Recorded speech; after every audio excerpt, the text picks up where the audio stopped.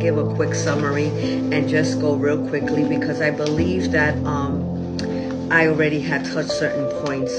I know that we spoke about how we discussed the different types of walls, right? But then we were emphasizing on the war, on the intercession war, how we should not get off the intercession war, how we should not stop praying just because we don't see something happening, because we don't see our prayers being answered. But I know that I left you off before in the last part with the spiritual meaning of staying on the wall. What is the spiritual meaning of staying on the wall? It signifies a commitment to remain steadfast and vigilant in your faith, standing firm against challenges and temptation. We have to stay firm. How can we stay firm? By staying in the Word of God, by doing the will of God, by giving Him our yes and obedience, by obeying Him, by getting into the secret place, by fasting, by prayer. These are things that we have to maintain, that it has to become part of you. It doesn't become something familiar, because we don't believe in familiar spirits. We don't believe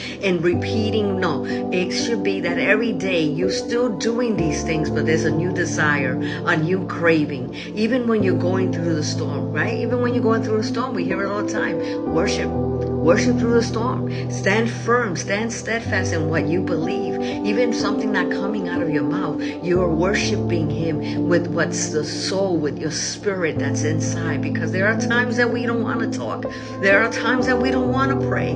There are times that the warfare is so intense, it's so hard, that we're just clinging from that little last string.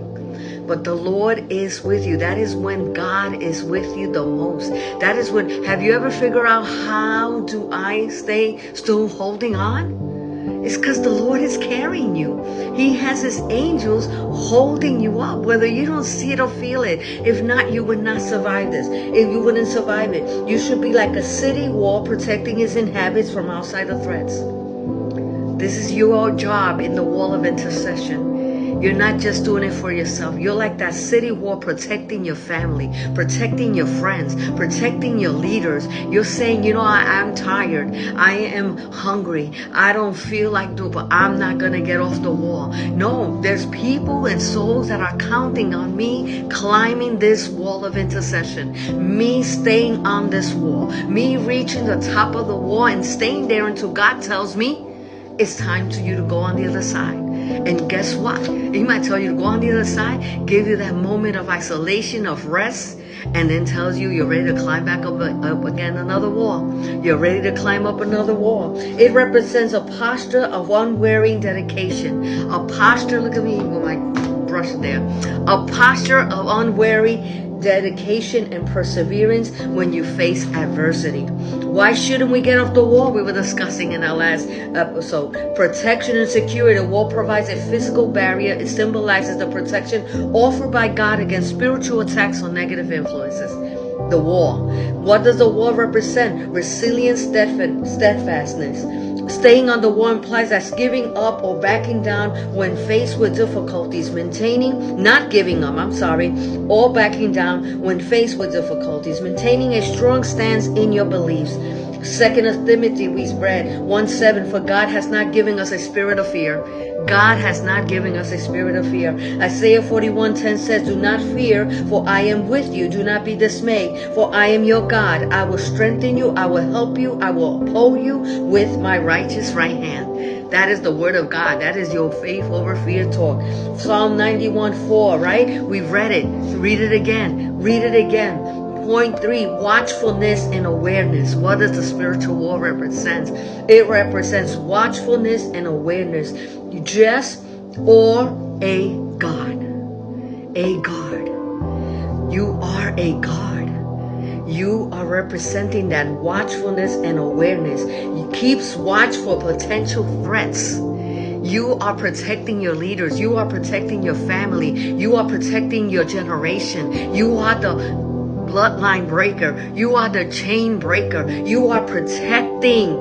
You're standing in that wall, climbing it. You're holding on because you are spiritually individual. You are an individual. Spiritually, you are an individual. Being aware of potential temptations and actively resisting them. because you're aware, you're prepared, you're climbing, you stay in posture, you are believing and declaring and decreeing that your prayers are being heard, that no weapon forged against you or your family shall prosper. You are believing and declaring, knowing that what you are praying, God will answer it in due time. What you are fighting for, God will be for you in due time. What you are battling, God will win in due time, because He is victorious. He already won the war. But there's times that He's going to come and show the enemy how great He is. How great it is. He is. In the meantime, He's fortifying you. He's fortifying your faith. He's developing you. He's making you stronger in endurance and in perseverance. What does staying on the wall is so important. So when opposition comes, to stay committed to God and what He wants us to do. When the opposition comes, you need to stay committed to God and do what He wants you to do. Why do you need to stay on the wall? So when opposition comes, you're already ahead of the game. Whether you don't feel it, you're already ahead of the game. We don't leave no soldiers behind. We are already ahead of the game. You focus on Him daily. He keeps us on the wall so we can focus on Him daily. Because we know we have a responsibility. We know we have a responsibility as a watchman, as an intercessor, as a gatekeeper. We know that we have a responsibility on that wall, because souls are attached to the assignments that we're interceding and praying for, including ours. Because it's not just about you. There are souls attached to your wall. There are souls attached to your wall. The family is attached to your wall. Your loved ones are attached to your wall. Your children are attached to your wall. Your friends are attached to your wall. Ministries are attached to your wall. We cannot stop climbing. We cannot stop holding ground, holding the fort. And if you made it up there, then you become something else. Then now you become a guard. You become a watchman. When you're down in the mountain, you're the gatekeeper. You're protecting that wall. When you're climbing the wall, you are that intercessor. You are going up and up in intercession in the spirit, level by level, more intense prayer, more intense intercession, more fire of God. And when you reach the top of the mountain, you are that watchman, that gate, the watchman. You are not gonna come down off that wall once you reach it. It costs you too much. It costs you too much praying, fasting, getting up in the middle of the night, getting up early, doing what the Lord is telling you to do. Once you reach that mountain, you're gonna look back and you're gonna say, it was all worth it. Because when you look by you and you look ahead, you will see every single person that you carry on your back, every single person that you interceded for, every single person that you went into spiritual warfare for. And that is the greatest feeling of all. Don't get off the wall of intercession. Don't get off your wall. Don't give up.